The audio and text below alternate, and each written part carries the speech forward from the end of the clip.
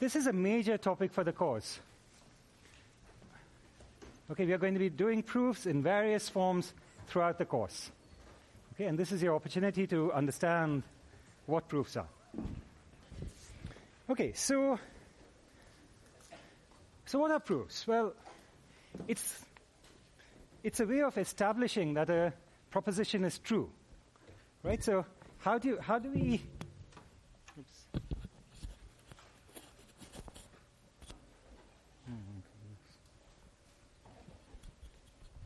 Okay, so how do we establish that given some proposition P,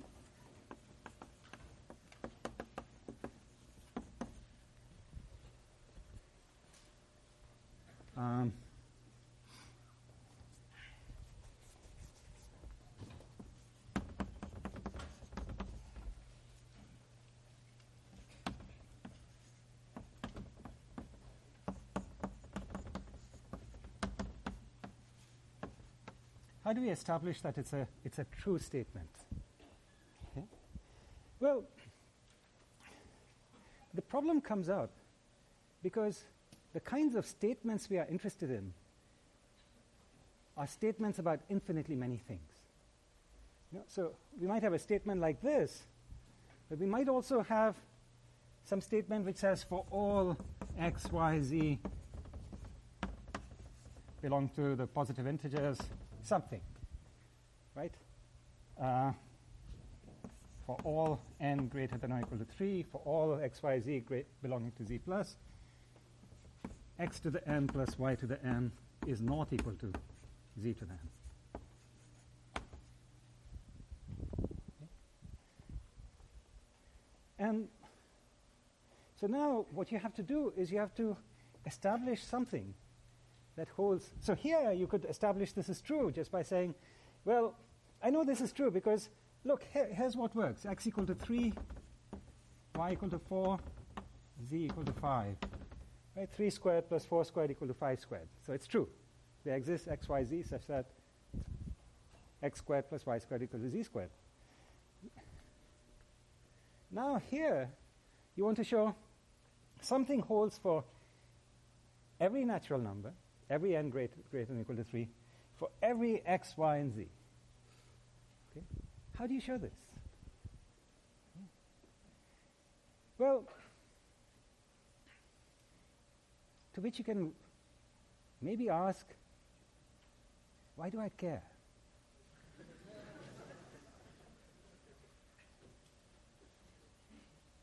So I claim that if you are a computer scientist, you care about infinite objects. It comes with the profession. You write a program. So you've written a program, P. Takes as input x. Okay. And what you want to do, what you want to say is that you've written this program, it's a complicated program, it's computing some function, okay, some interesting function. It's supposed to compute some function f of x. Okay. You figured this out, you're very proud of it. You wrote the program. Now you want to know, is this program correct? What does it mean that it's correct? Well, it means for all x, p of x equal to f of x.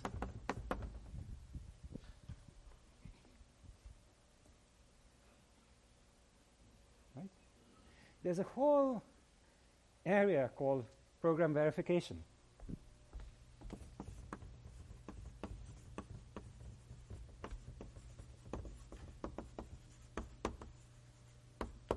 And theorem proving. Right? It's in programming languages. Okay. There's also circuit verification. You've created a circuit. It's supposed to perform to certain specifications. How do you know it's really doing what you think it is? You could test it on certain inputs, but how would you be sure if it's a really important, if it's a really important program, really important circuit? How do you verify that it really does what it's supposed to?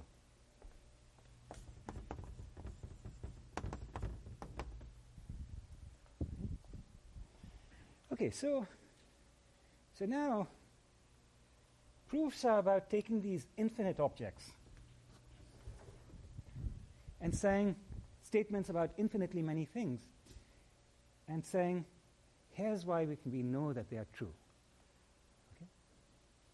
And it's a different standard of proof. You know, it's a different standard of truth. When you do science, you say, well, Newton's law of gravity, you know, we verified it. In some sense, we proved it. You know, it's something we accept, right? But how do you actually verify it? By doing experiments. So you say, well, let me try it in many cases, and then I'll believe it's true, always. Right? That's how you do science. Here, it's a different thing we are trying to do. We are trying to say, how would we actually be convinced? How would we actually establish beyond a doubt that it is true for infinitely many cases, all of them? Right? That's what this enterprise is about.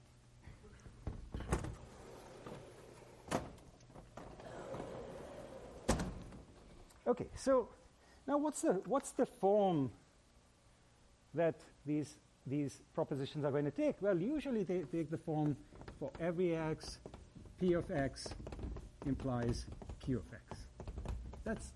That's a very general form of the statement. Yeah? So, for example, okay. So let me back up a little bit and let me say, we are going to do in this lecture. What I'm going to do is many examples of proofs, so you can see what proofs look like. Many of you will have seen these proofs before. Hopefully, you have in high school. Okay? They're about numbers. Okay? But we are going to look at them from a slightly more sophisticated viewpoint. So to try to illustrate to you what's really going on behind proofs. So you understand what's the concept? You know, why is it important? Okay? And then, as we go along in the course, we are going to be building up. You know, we are going to be studying many things, and as we study them, we are going to have to prove things about them. This will help you understand what we are doing there. Right? So it's showing you what, hopefully you know, even if you don't, these are some of the most beautiful proofs from mathematics. They are simple proofs. Some of them were known to the ancient Greeks, and we'll talk about them, and you'll see how pretty they are, how clever they are. All right, so these are about all these proofs are about numbers. So let's say about the integers, and mostly about division. When does one number divide another? Okay? So remember, we say that A divides B.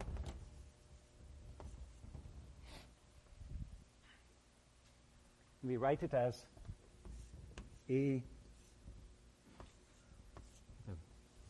with a bar and B. That's notation. If and only if there exists some integer D such that AB is equal to A times D. Right? That's what it means to divide.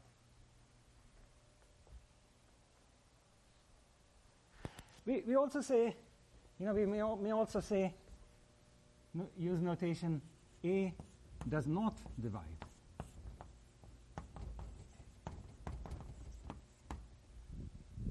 Right? We just put a little stroke through the vertical bar.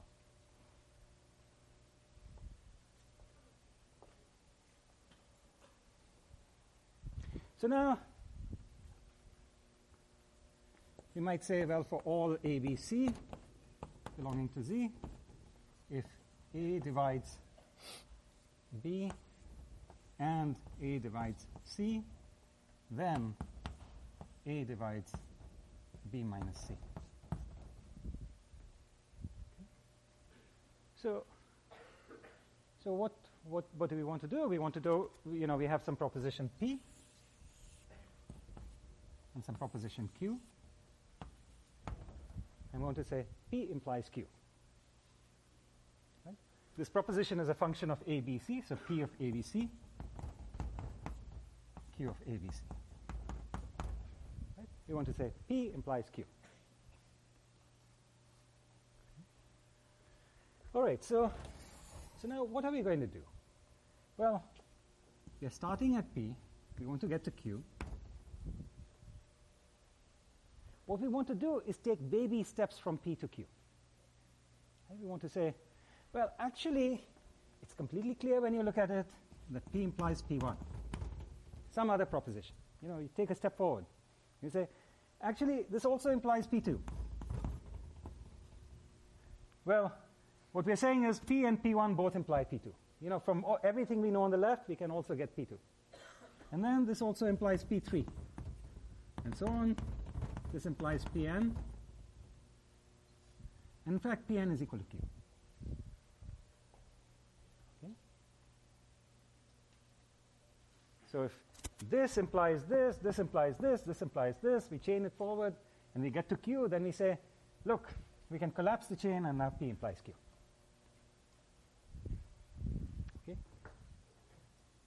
So what are we using here?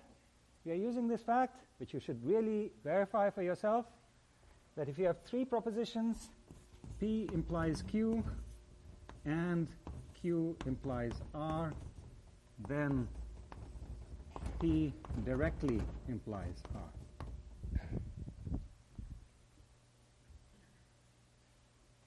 Actually, how would you do that? How would you know whether this is true or not? Does that look... Just think about it for a moment. So is this something that looks like something you should be able to do, or does it throw you for a loop already?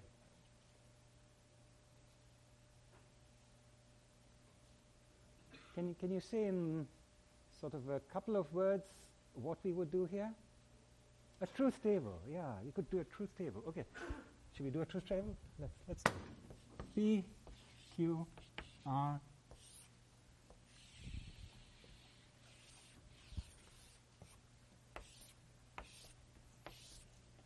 P implies Q and Q implies R.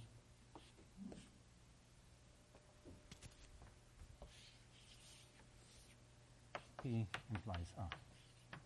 Okay. So let's see. What are we trying to do? We are trying to say these two are the same. Right? We want to say, another way of saying it is, in all cases, this entry is the same as this entry. So now we fill out all the entries of the truth table, and we say, we check to see that this entry equal to this entry. So let's fill out a couple of entries. I won't do all of them. Any one that you'd like to see? So what should I fill in here? True. True. False. Another one? Well, let's follow this through, and then you can tell me the next one. Okay. So P implies Q. Is it true? Q implies R. Is it true? False. So this is true. This is false. What about the AND? What about P implies R?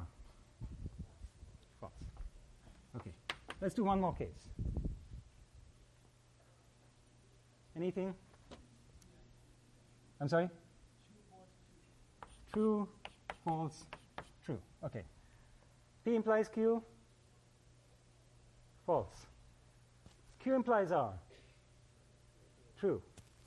What about this? This is false, true, so this is?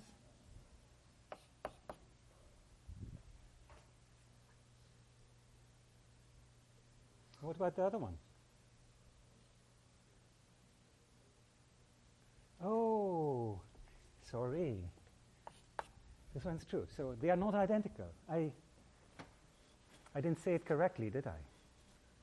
Sorry. It was my mistake. I misspoke. So what did I do wrong here?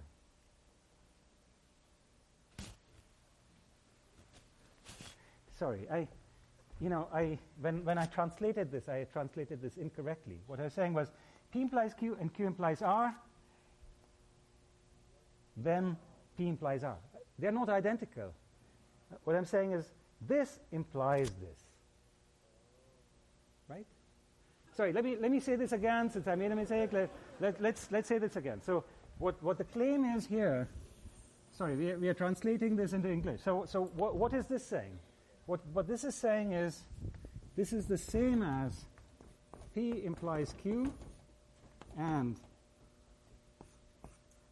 Q implies R.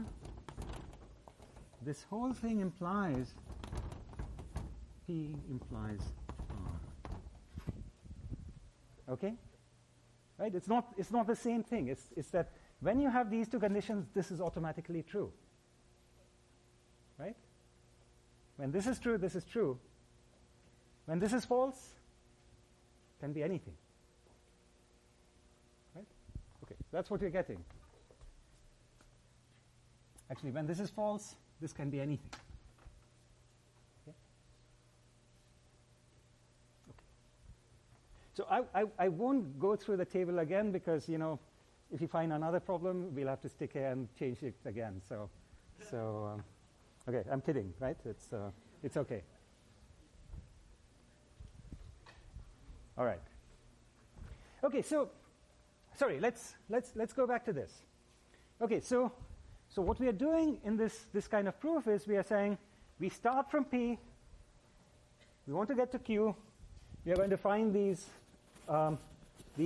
simple statements in the middle that, these simple steps that show us how to get from here to there. Right? It's finding a path. Okay, so let's do it.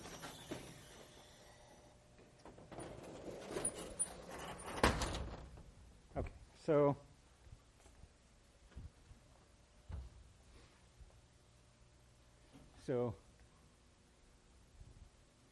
what are we given? We are given A divides B and A divides C.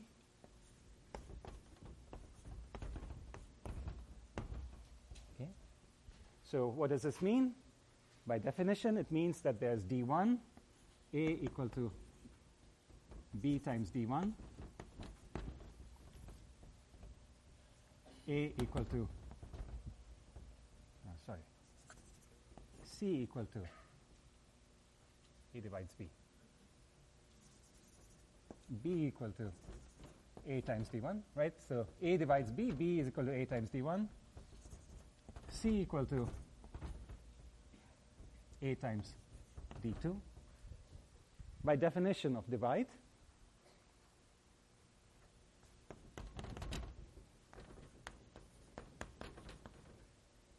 okay. And then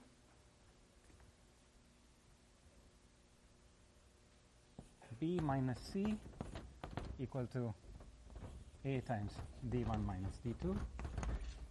Therefore, A divides B minus C. Okay.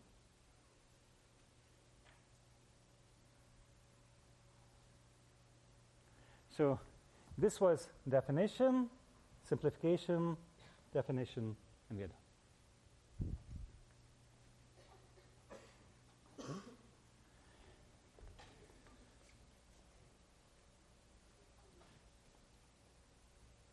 Let's do another one.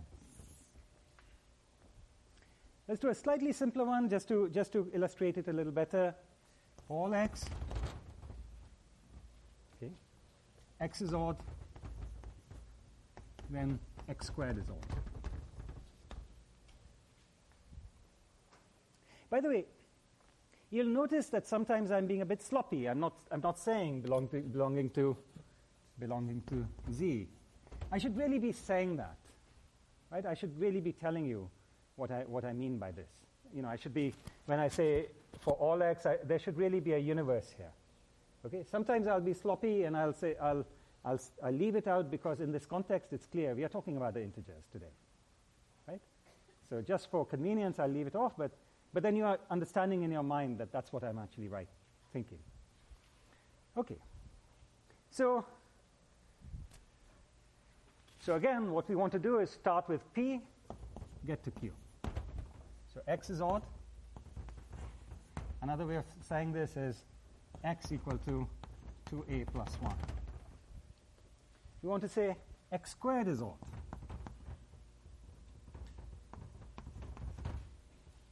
That's like saying x squared equal to 2b plus 1. Right? That's just definition of odd. But now we want to get from one to the other. So how do you do this? Well, we do a set of implications. X is 2a plus 1 means x squared equal to 2a plus 1 whole squared.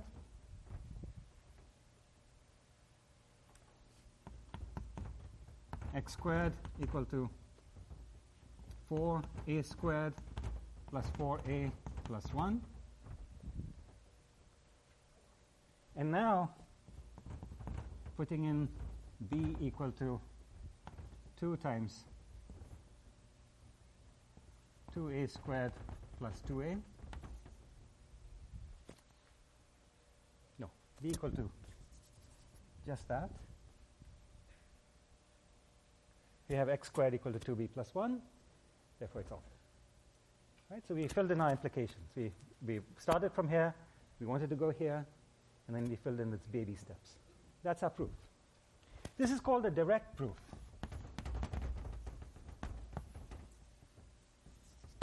If this is all there was to proofs, it would be very boring. Okay, but these are the simplest kinds of proofs that there are. Okay? There wouldn't be a whole subject around it if this is all there was. Okay? It turns out there are cases where you want to get from P to Q, and you can't find a path. And then what are you going to do? Okay, and that's where we get into something more interesting. That's where proofs start getting more interesting. And that's where something new comes into this picture. So let's see what that looks like.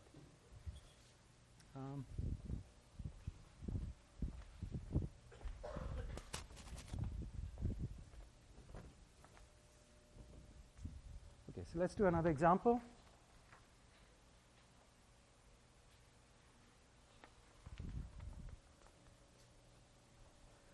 By the way, sorry, let's step back here. You know, we had to remember, I started by saying we are proving something about infinitely many objects. You know, so this is a statement about all integers. It's infinitely large. This is a finite proof. It had only a few steps. But where were we handling infinity here? I mean, I just said x is odd, you know, x squared is odd, but where did we deal with infinitely many cases? Of course, x was arbitrary, right? We didn't say what x was. It's any integer. We proved it for any integer here. That's how we handle infinitely many cases. Okay. All right. So now let's say we are proving this following statement for all the n. If d divides n, then and d is odd, sorry, n is odd, then d is odd.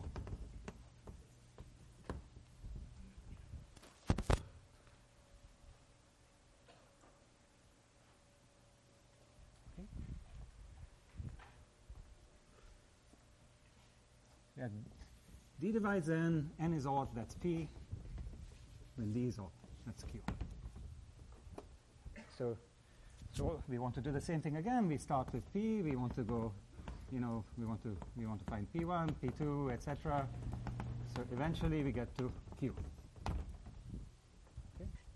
So we start. We write down, well, n is odd. We want to conclude d is odd. So let's do the same thing. Well, n is odd. N equal to 2 times a plus 1. We want to conclude d equal to 2 times b plus 1.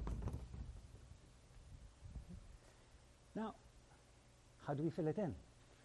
So n is 2a plus 1.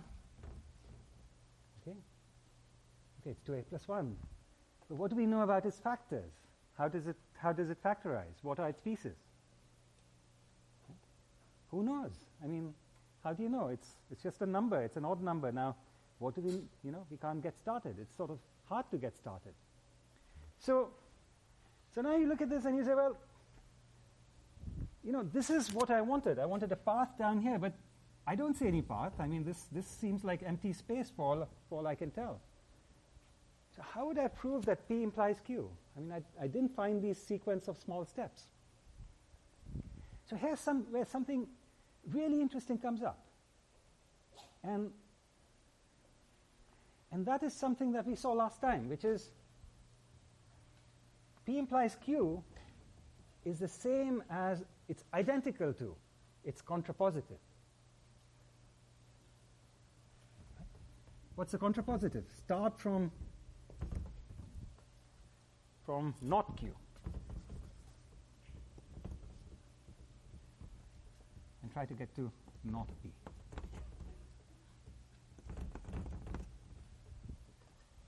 If you can find a path from not Q to not P, then you'd have proved not Q implies not P.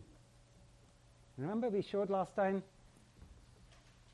not Q implies not P is exactly the same statement as P implies Q. Right? It's exactly the same statement. It means exactly the same thing. So if you're proving this, you may as well prove that. Right? So this and this achieve exactly the same thing. Okay, so this would be a proof by taking the contrapositive, by contrapositive or contraposition. So let's see what happens if you try to prove it in this direction. So now the contrapositive says if D is not odd, right, then N is not odd. D is even implies N is even. Let's see if we can do that. Well, D is even. So D equal to 2 times A. N is even. So N equal to 2 times B. Okay. Well, D is even. We know that D divides N. So it implies N equal to D times E for some E. Implies N equal to, what's D? It's 2A, so it's 2 times A times E. Implies N equal to 2B, where B equal to A times E. Easy, right? So something strange happened here, right? Oh yeah, sorry.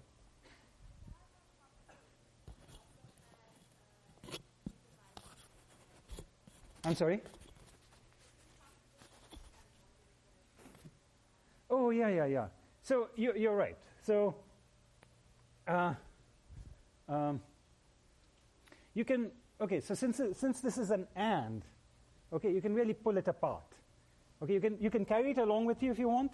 It'll just get carried along here, and it doesn't bother anything. You can see that if I add in this and this, if I say this and D divides N, this and D divides N, it just carries along, right? It doesn't do anything. It doesn't change. We know it divides. I'm sorry? Okay, so what I'm claiming is we know that if we know both of these are true, this is definitely true, and this is true.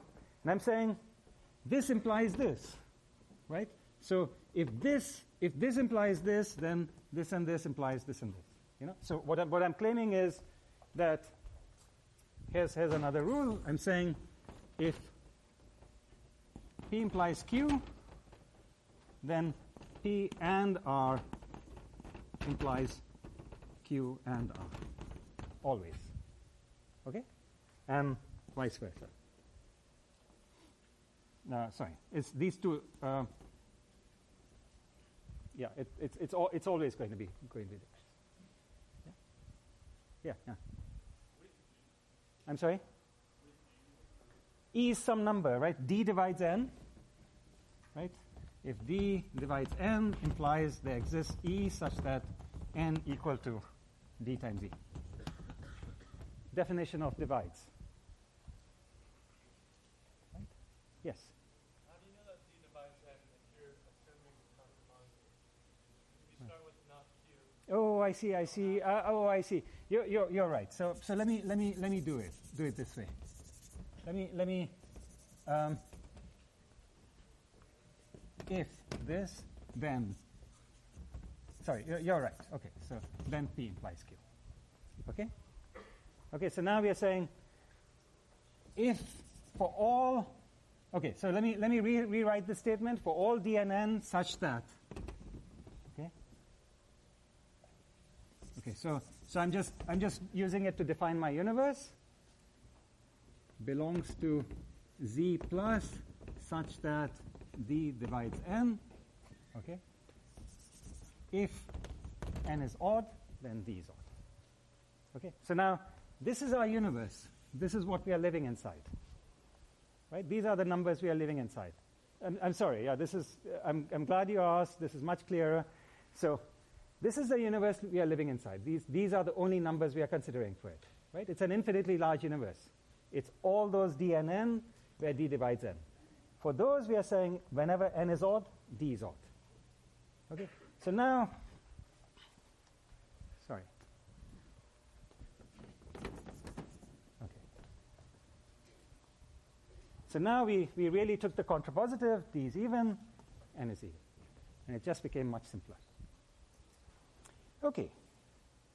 All right, so what I'd like you to think about here is, it's a very simple statement. When you try to go forward, it's very hard to even know where to get started. But then there's this hidden structure, right? Because of this contraposition structure. And even though you can't find a path this way, you can find a path this way. Okay? Now, this is very significant because it helps us understand that there's this hidden structure that helps us draw inferences. You know, we always infer things about the world. You know, we have many, many facts and we infer things about it. How do we do that? Right? So some of this study came about in trying to understand the laws of thought. And as you can imagine, this is intimately tied to artificial intelligence. Right? So as you try to understand inference in artificial intelligence, understanding these rules is extremely important. Okay? All right. So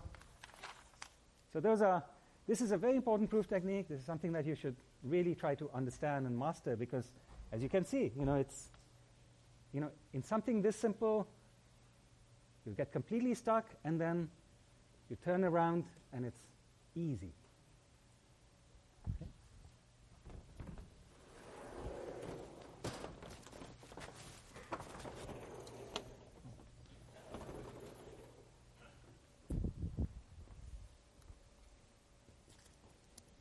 Okay, so proof by contradiction.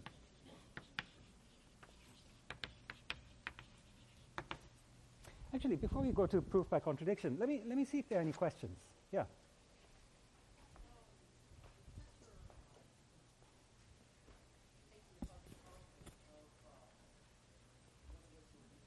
I'm sorry? Yeah.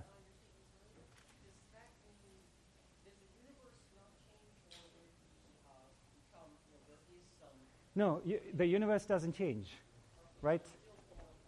Yeah. So if you're saying for all x, P of x implies Q of x, this is the same thing as saying for all x, not Q of x implies not P of x. Why is that? Well, because we are saying this piece in brackets here is the same as this piece in brackets. Right? This is the same proposition as that. Right? So you think of this as, if you call this R of x, then we're saying this is also R of x. This is the same thing as R of x. So this is saying for all x R of x, and that's saying for all x Rx. So there's no difference between the two. They are stating exactly the same thing.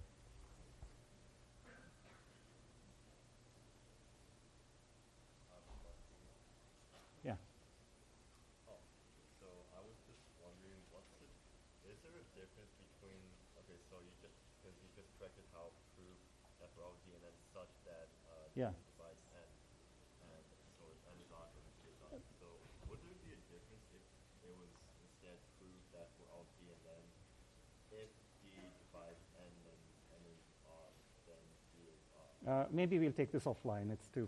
I'll take it offline. Yes. Okay. Yes. Any other questions?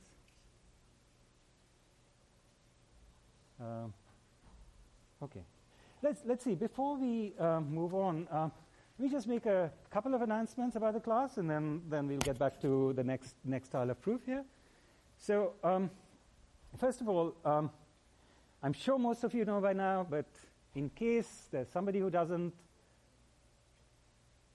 the place to be at in this course is Piazza, right? Because you'll find a lot of information there. There'll be a lot of discussion.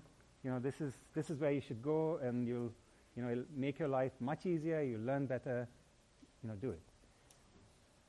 The other thing you should know about is the course web page.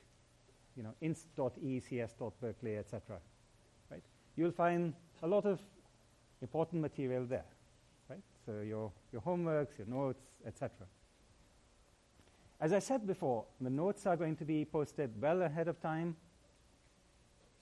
They'll only be final by the time guaranteed to be final by the time the lecture comes around, because we are really revising the notes quite substantially. So trying to make them easier, interesting, etc. But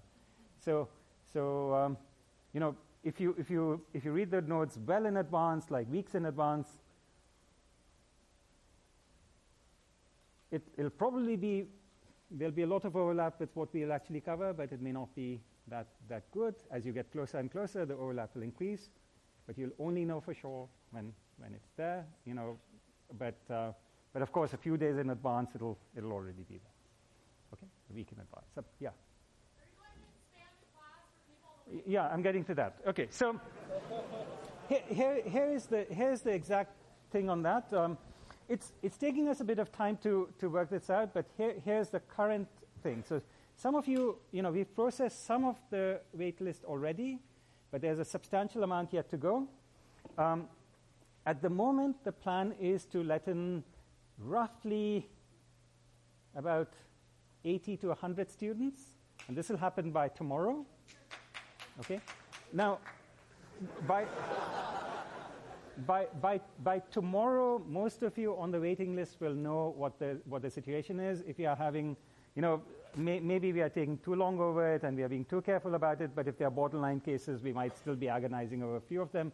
But we'll let the rest of you know by tomorrow, and we might get the borderline correct by then. Now, at that point, most likely nothing else happens. There's a small chance that we might find additional resources and expand it by a little bit more, maybe 20, 30 more by Monday. We'll let you know if that happens. And then if that doesn't happen, if it happens, it does. If it doesn't, it doesn't, and then we are done with the expansion of the class. Some of you have expressed interest in, at that point, sticking on in case other people drop. You're welcome to do that. I have no idea what the chances are of eventually getting into the class. I can only wish you luck if you do that. If you do decide to do that, we'll set up some place where you can let us know that you are actually doing that, so that as spots open up, we can quickly process that list and add you into the class. Okay, so once the dust settles within these next 3-4 days, and we are done with this process, I'll set up a process where you can let us know that you are still in that mode where you're hoping to get into the class, so you're on the short list, and that's what we'll process to let people in as spots become available. Okay, is that all right?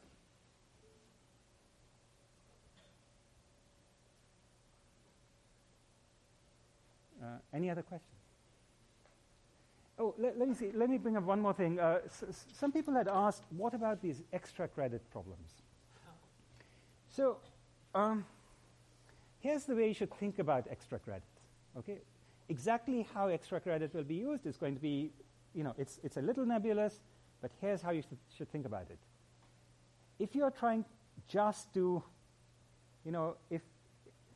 if your purpose is just to do reasonably well in the class and with a certain amount of effort, extra credit may not be the way to do it. Okay? If you are interested in the extra credit, by all means do it, because it's going to be very fun. These are fun problems. These are interesting problems. They'll stretch your mind in very interesting ways.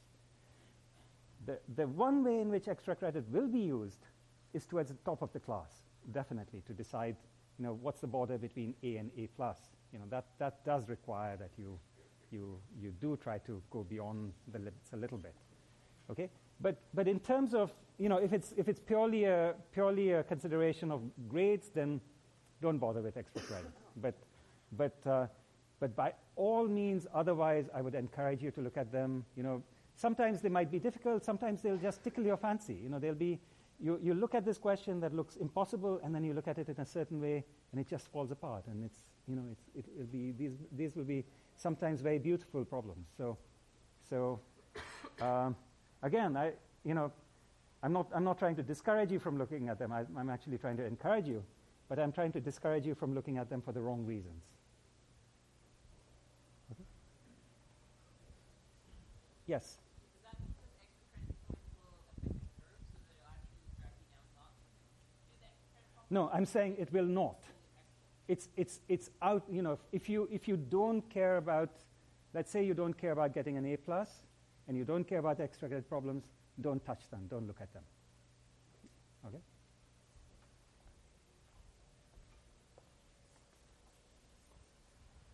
More questions?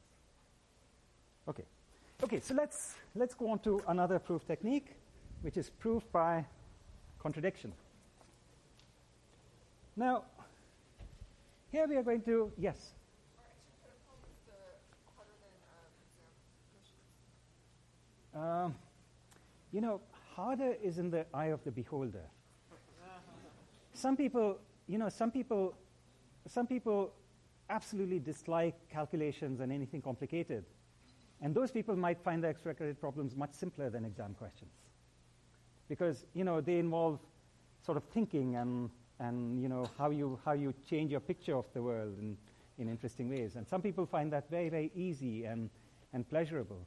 So you ask those people and they'll say, actually, these are the easiest questions on the homework. I can't even concentrate on the rest. I can't even bring myself to focus. So it depends upon you. It's your mental makeup. And in fact, it might allow you to figure out what your talents are or your inclination. Yeah? Yes? I'm sorry? For the first proof I showed you, can you?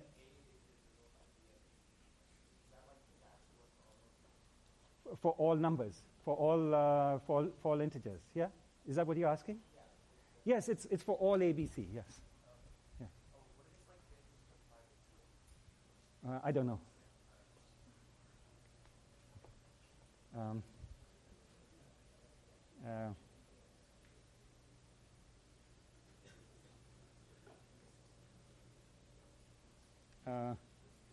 Sorry. Okay. So, any other questions?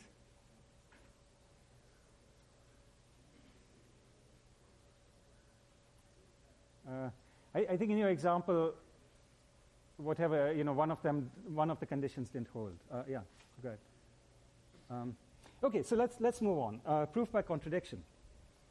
So let's prove a theorem that's a very old theorem. It was proved by Euclid, the great ancient Greek mathematician from about 300 BC.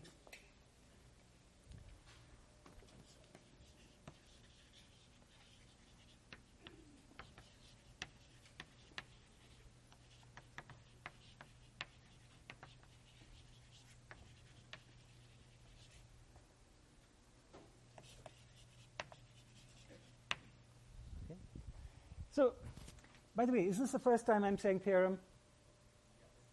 And does everyone know what a theorem is? These are the things these are the major statements you prove in mathematics. You're proving something, it's of significance, you call it a theorem, right? This is something that somebody proved. It's Euclid's theorem saying that there are infinitely many primes. Remember what a prime is?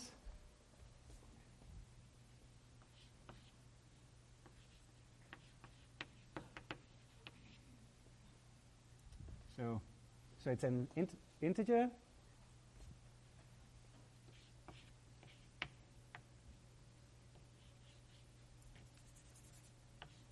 It's a natural number, let's say. P is greater than 1 and has no divisors except 1 in itself. Right?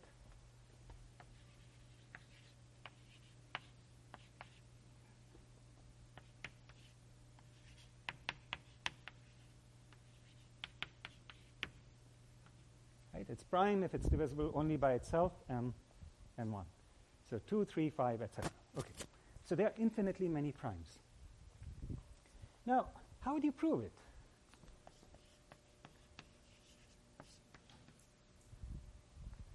Well, it seems difficult to do because it seems like in order to prove this statement, you would have to demonstrate infinitely many primes. Okay, you can demonstrate finitely many primes. You can demonstrate lots of primes, 2, 3, 5, etc. And people have worked on these things and they've come up with millions and zillions of primes, but that doesn't show you there are infinitely many. So how do you get to infinity? And the way to do this is to do it by contradiction. So let's assume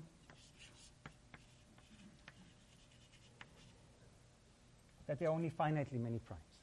So let's assume that this is false. Assume there are not infinitely many primes. So there are only finite number of primes.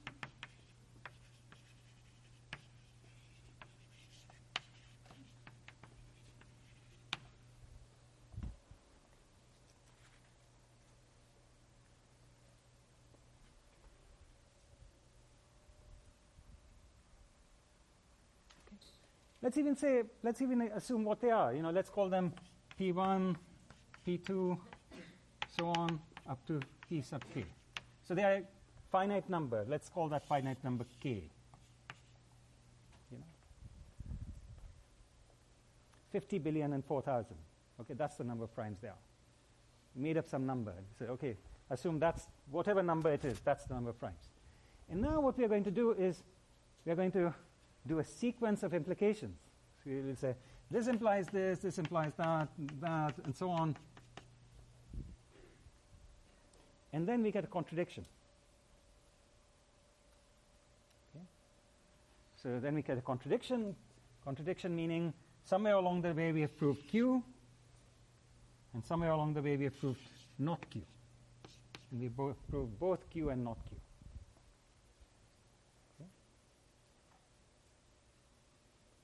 Well, one of these is true, one of these is false. So we are saying this implies false.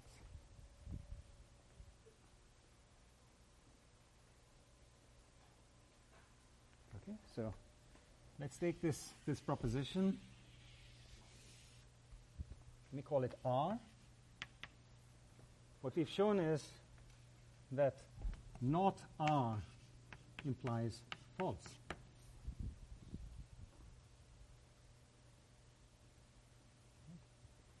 So R must be true. Right? So if you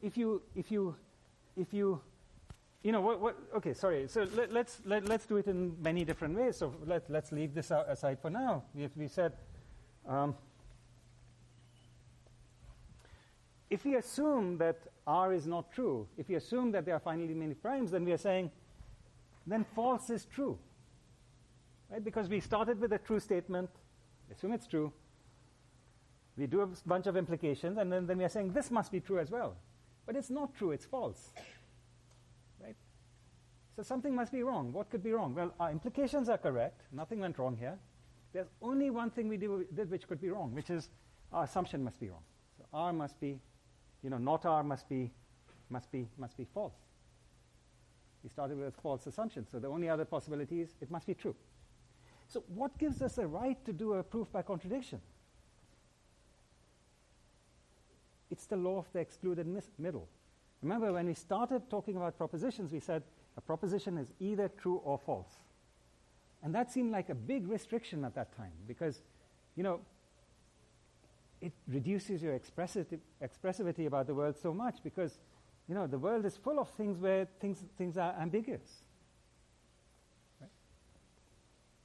Most great thoughts are ambiguous.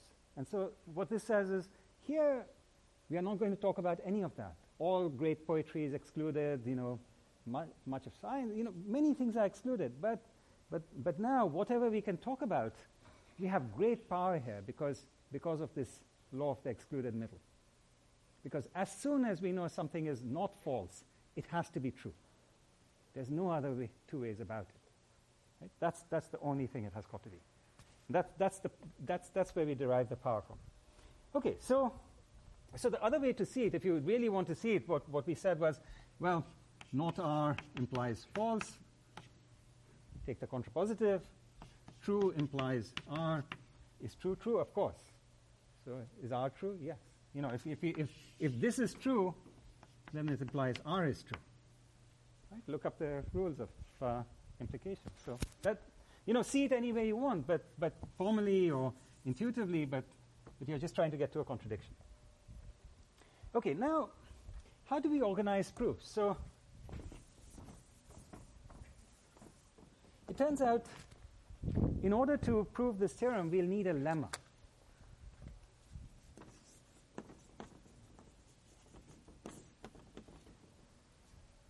Every number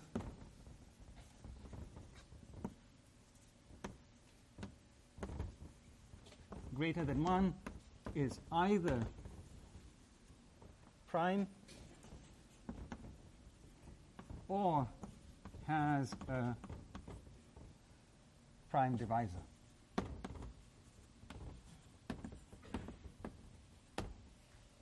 Okay. So you take any number greater than 1,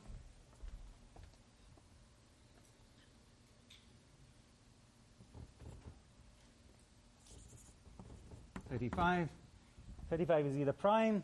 If it's not prime, it must have some prime that divides it. Okay, in this case, it's not a prime, but it has a prime that divides it. Simple, right? It's obvious, isn't it obvious? Well, we don't know. I mean, we've got to prove it. Okay, okay. So it's something that we can prove, but it's not. It's sort of it's something that we'll put off on the side. Okay? It's a useful fact. It's going to come in useful many times. And so lemma is a useful fact that you use over and over again. You have to prove it. And so you want to prove it once, name it, and don't reprove it every time you need it. Okay? If you were writing a program, this would be like a useful subroutine you have. Okay, so this is our useful subroutine, which, in fact, for this lecture, we are going to believe, and then we'll prove it next week, when we have a new proof technique called induction. Okay? All right, so now what we want to do is fill in these steps to getting the contradiction.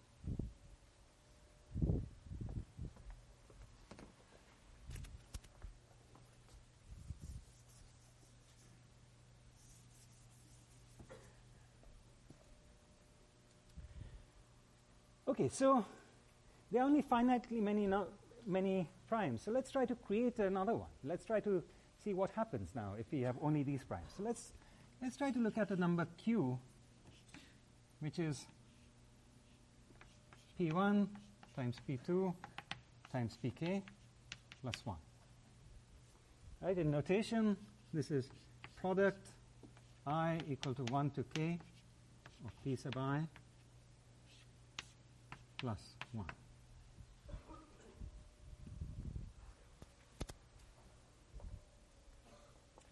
So let's see how the lemma applies to it. It's a number greater than 1. It's got to either be a prime or have a prime divisor. Okay, so there are different ways of getting the contradiction. okay, so let me do it one particular way. Let's see if it has a prime. So it must have a prime divisor. But these are the only prime divisors there could be. Right? Okay, so either it's prime or it has a prime divisor. Okay, so let's say it has a prime divisor. Okay, so if Q has prime divisor, then there exists I such that Pi divides Q.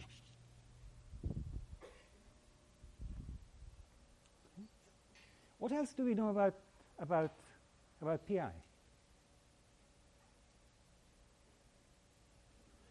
Well, it divides Q, but it also divides Q minus 1. But also Pi divides Q minus 1. Right? Why does it divide Q minus 1? Well, just look at it. It divides Q minus 1. Right there. It's written out as a product of the PIs. It's in there as a product. So it divides it. So now what can you say about it?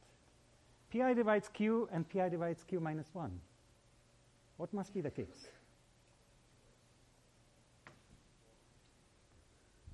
Pi divides Q and Pi divides Q minus 1. Oh look, Pi divides Q minus 1. Oh, so which implies Pi divides Q minus 1.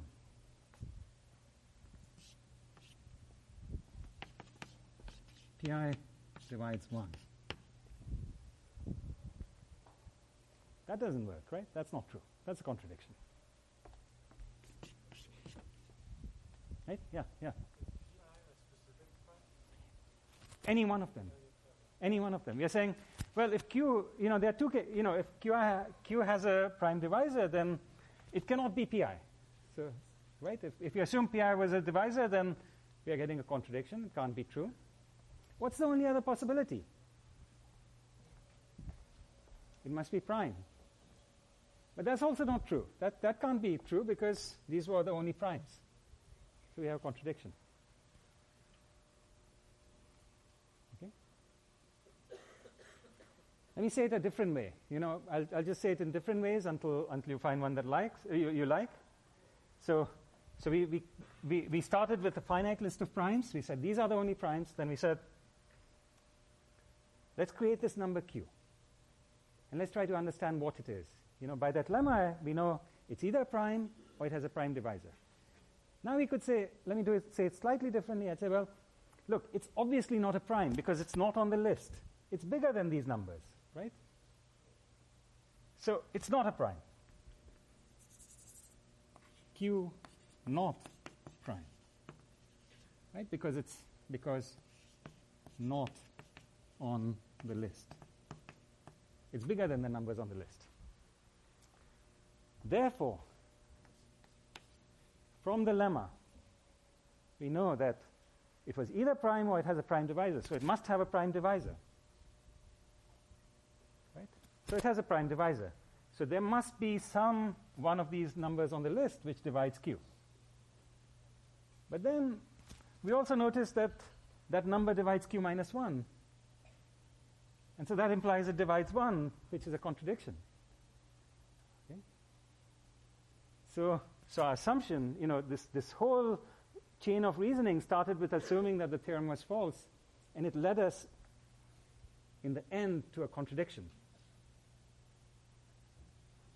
Right? Therefore, we can conclude that our assumption was false, and therefore, we've established the fact that there are infinitely many primes. Okay? Yes? Could you explain this one more time? How you initially created Q as Q equals the product of prime? So the question was, could I explain how I created Q? And let me ask you a question. What do you mean by how? Do you mean how did I define it? Well, the definition is this. It's just a product of PIs plus 1. But maybe you're asking, what inspired this choice? Why did this choice come about? Yeah. Okay, that's a very good question. And you see, and it gets to this question of, well, there's a proof where you actually prove something, but then, the proof is the syntax. This is where you're actually saying, I'm checking step by step that it actually holds. I'm going to prove to you. This is really going to show this to you. But then there's a creative process behind this, which is how do you come up with the proof in the first place? And that's its own story, and that's the thing that I hope you'll learn something about in this course, because that's a most interesting topic, and that's a most useful skill for you to learn. Okay, so often, even though this is the language in which you express a proof, the language in which you think of a proof might be much more pictorial. You might be drawing pictures, or you might have images, or you might be looking at this thing from different viewpoints. And I'll talk about this as we go along in the class. But let's look at this one. Okay, so behind the scenes, we have this number line. Here's 0, here's P1, has 1, 2, 3, etc. There's P1. And then there are interesting other places, right? Here's 2 times P1, here's 3 times P1, and so on, right? And so if you want the multiples of P1, they are P1 apart. That's how far apart they are. That's why they are multiples, right? But then you look at Q, another number Q, and you ask, well, where's that? Here's P2, and here's 2 times P2, and here's 3 times P2, and so on. And then somewhere around here, you would get the number P1 times P2. Right? That's the multiple of both of them. And now, what you know is, in the neighborhood of P1 and this P1 times P2, you won't get another multiple of P1 or P2. Right? That's the basic thing about numbers, how they work. Right? This is the basic picture about numbers. You have multiples, and they are that far apart. Okay? But also there's this common multiple. Eventually you have 2 numbers, you can multiply them, you get a common multiple.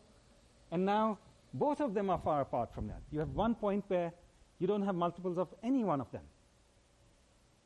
Right? And so that's what we're doing. We're sort of saying, look, these are, these few primes, finitely many, are supposed to be able to create for you every number. Every number is supposed to be a product of these primes. But as you multiply them together, once you get to something which is a product of all of them, in that neighborhood you won't see anything, any other multiple of them, of any of them, right? So, and we just picked the next one because that's the closest one. And we said, there's no multiple here. How could there be? Right? That's what you think about behind the scenes. Right? That's your image. But then what you're doing in the proof, you don't want this image, because this image is, there's so much that goes into it. Now you take this image and you contract it down and you say, what's the essence of this image? What's the minimum thing I have to say to explain the idea behind this? And these are the only things that matter in that, right? So in order to verify the proof, all you need is this. In order to understand the proof, you'd look at that image. Okay. Does it make sense?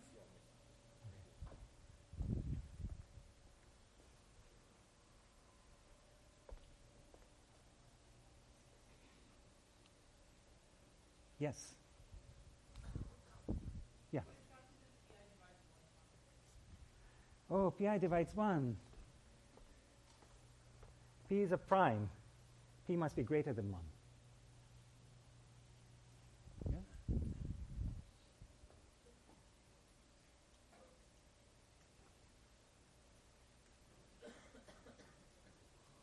Yes.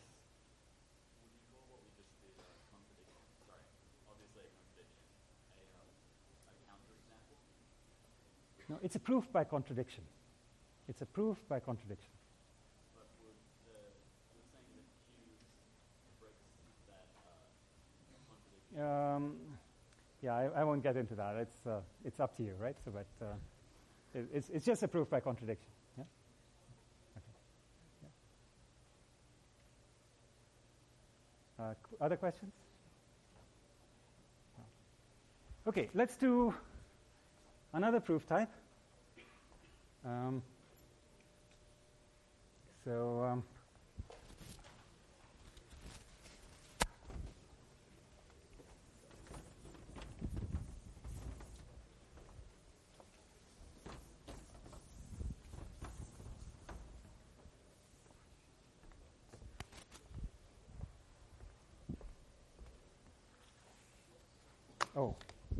Oh my goodness. Okay.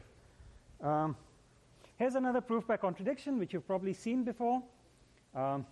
It's a beautiful proof, which actually, for the ancient Greeks, it was, I guess, Pythagoras was very troubled by this, because you remember with the Pythagoras theorem, if you have a triangle like this, 1, 1, then the length of this is square root of 2.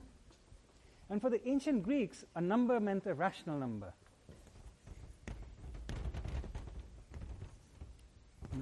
The rational number is Q.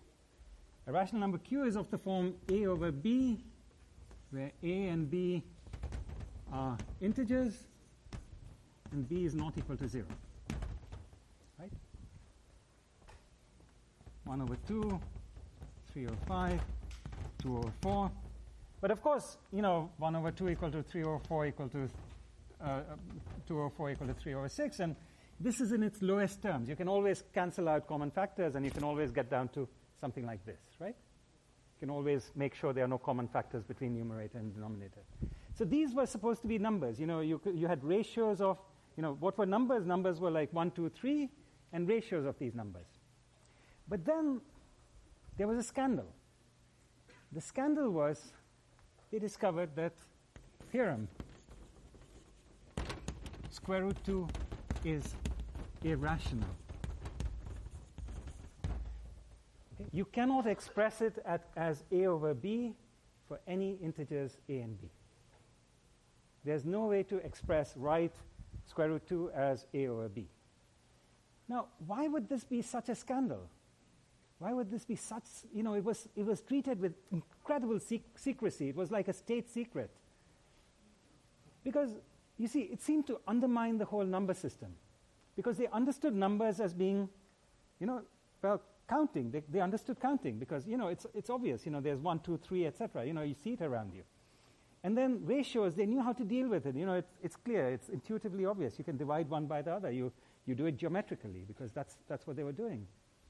But then this seemed to suggest that there was something they didn't understand, and maybe there was something wrong with this whole number system.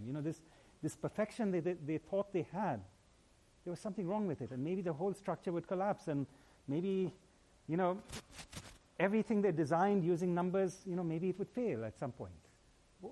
What might happen? So this was a really big deal until it was understood finally much later what was going on with these irrational numbers. But, okay, so how does the proof go? Assume for contradiction.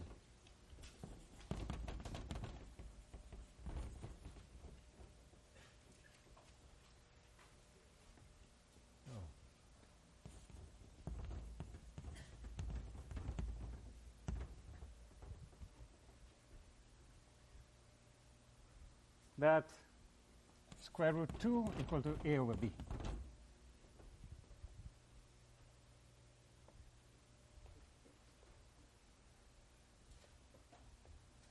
Okay. So now, and assume a and b have no common factors.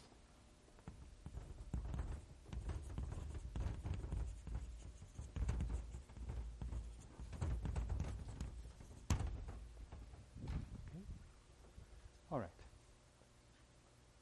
You can always reduce, if they're common factors, you keep cancelling them until you get down to smallest a and b. So now multiply, and and cross multiply, so square root 2 a equal to b. Square both sides. 2 times a equal to b, which implies, 2a squared equal to b squared, which implies b squared is even. Now, if b squared is even, oh, is it 2b? Oh, sorry. Square root 2b equal to a. Square root 2b squared equal to a squared, so which means that a squared is even. Okay. I claim that this implies also that a is even. If a squared is even, a has got to be even. A is a number, it's a natural number. The only way a squared can be even is a is even. How would you show this? Yeah, good. So I claim that we already showed it up there. So so up there, point in that direction. If you let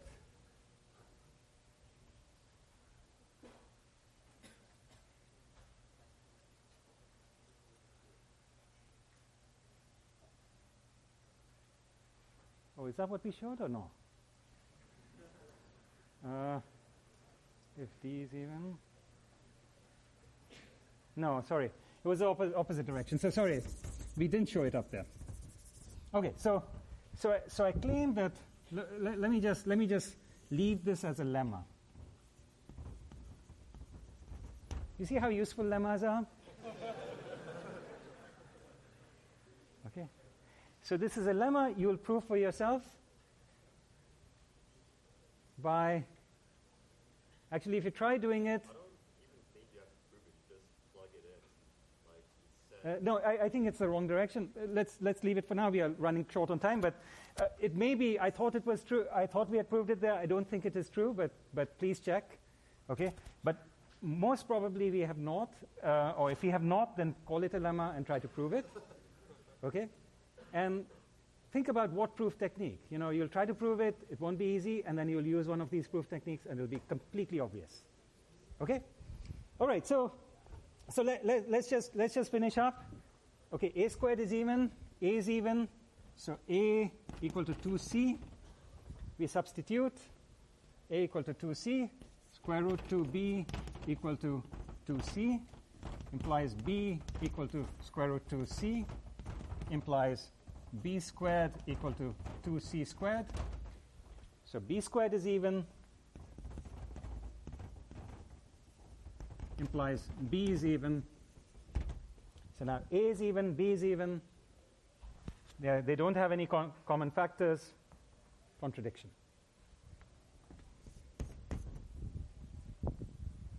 Right? So we first showed a was even, then we substituted, we showed b is even, but then we started assuming with the assumption that a and b had no common factors. So how could it be? The only way is, that's a contradiction, right? We've contradicted something. We have three facts which just don't, this and this just don't hang together. It's a contradiction. Okay.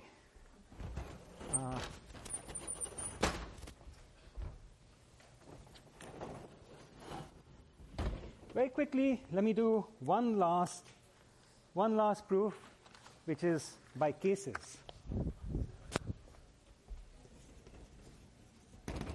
There exist irrational numbers x and y such that x to the y is rational. Okay? So we want to show that, so we say that a number is irrational if it is not rational. We want to show that there exist two irrational numbers such that when you raise one to the other power, you get a rational number. How do we do it? It's very hard to come up with such a number, okay? But what we're going to do is we are going to prove that there exists such a number without showing you which one it is. at the end of the proof, we have no idea which number it is. Well, we have some idea, but we can't name one. But the proof will show clearly that there is such a number. Okay? So start with, so case 1, let x equal to square root 2, y equal to square root 2. Okay, so proof. Sorry, let me just okay. So either okay. Let me just what should I call it? Let's just do this. Consider x equal to square root 2, y equal to square root 2. So case 1, either square root 2 to the square root 2 is rational.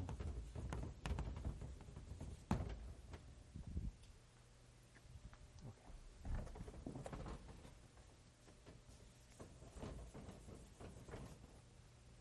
Consider square root 2 raised to power square root 2. Either it's rational, in which case we are done. X equal to y equal to square root 2 is the answer. Right? Because we just showed square root 2 is irrational. If square root 2 to the square root 2 is rational, then we are done. Okay, but who's going to compute this? I mean, we have no idea whether it's rational or not. So what should we do? Well, let's let x equal to square root 2 to the square root 2. And let y equal to square root 2. Okay, so x raised to power of y is square root 2 to the square root 2, whole raised to power of square root 2, which is square root 2 to the power of square root 2 times square root 2.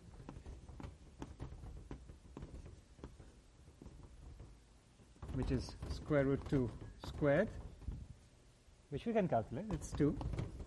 So that's rational. This is definitely rational. Okay? So if x is irrational, then let x equal to that and y equal to that. Here you have two irrational numbers, square root 2 to the square root 2 and square root 2. And x to the y is rational. Okay, so we proved the statement that there are two irrational numbers such that one raised to the power of the other is a rational number without really knowing what the answer is. Okay? Again, this is a proof. What are we doing? What's the picture behind it?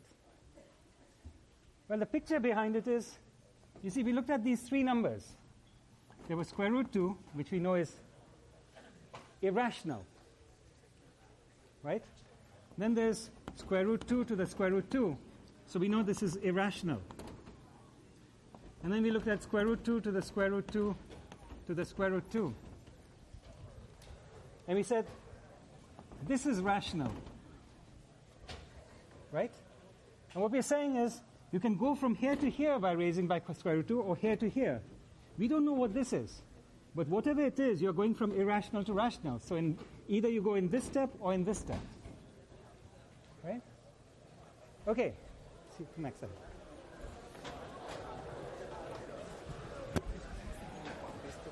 Oh, sorry. Before you leave, excuse me. Sorry. Just to make sure everybody knows, there's a homework party tomorrow from 2 to 5. Oops, sorry. There's a homework party tomorrow from 2 to 5 in the Wozniak Lounge. Okay.